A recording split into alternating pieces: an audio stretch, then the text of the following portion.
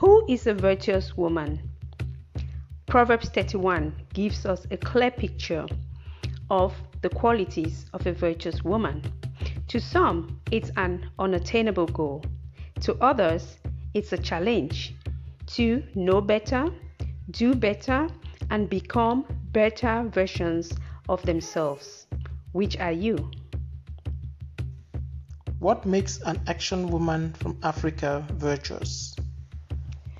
I think we begin by answering the question, who is a virtuous woman? The Bible in Proverbs 31, I think one of the most famous proverbs when it comes to women, describes a virtuous woman as the one who leads her home with integrity, with discipline, and much more. All the virtues she's practicing are aimed at making the life of her husband better, teaching her children, and serving God. Now we know that not every woman is married, not every woman has children. So maybe on a general level, I would simply describe a virtuous woman as a woman who knows who she is, who knows what she wants in life, and who goes for it. A virtuous woman is one who is selfless, and all her hard work is geared towards making herself and her environment better.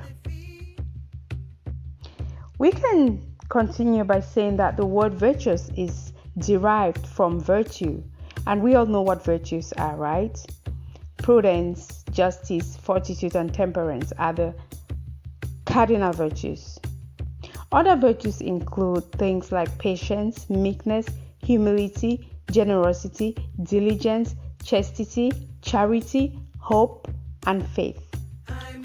So a virtuous woman, per definition, is therefore one who is characterized by these virtues. She is resilient, she is trustworthy. That means her yes is yes and her no is no. She is a positive influence. She is hardworking. She sets goals and goes for it. She takes care of her health and her beauty. But we know that no one is perfect, right? So let's not be too hard on each other when it comes to defining who a virtuous woman is. How easy is it for a virtuous woman to lead from the heart? That's a wonderful question because it's very, very important. And it starts with having the right motives.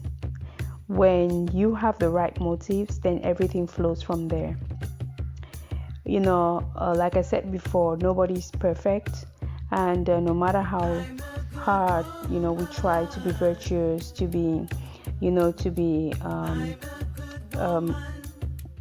work with purity and everything, we all have our human weaknesses, our human limitations, the greatest of them being pride, being ego, being discouragement. So we always need to pray and ask God for guidance on this journey.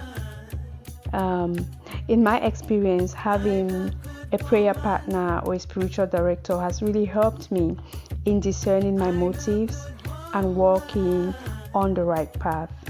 Because sometimes I want to do something and I love to do it, and I could justify why I must do it. But when you go deep inside, you discover that I am not doing it for the right motives. It's all about me, myself, and I. It's all about making a name for myself. It's not really about giving. And in such a situation, it's not really for the glory of God, And again, I can't say I'm leading from the heart in such a decision, in such a situation. I love Proverbs 16 verse 9, which says, "In his heart a man plans his path, but the Lord orders his steps." And this is so important. Having a good relationship, a good standing with God cannot be overemphasized, because God, he sees our hearts. He's able to read our motives, and he will guide our steps. Sometimes he may permit us to do whatever we want to do despite our maybe selfish motives, and then we fall on our heads and learn the lesson that way. Other times he actually prevents us from walking on that path. So it always depends. But I believe that as you walk with God, if you have a close relationship with God, always consulting him, always praying, always meditating on his word, always examining your own conscience, then definitely you'll be able to discern your motives, and you'll always be able to lead from the heart, because again, everything flows from having the right motives. Is the Proverbs 31 virtuous woman an attainable goal for the action woman today? Oh well, it's an attainable goal, of course. It is difficult.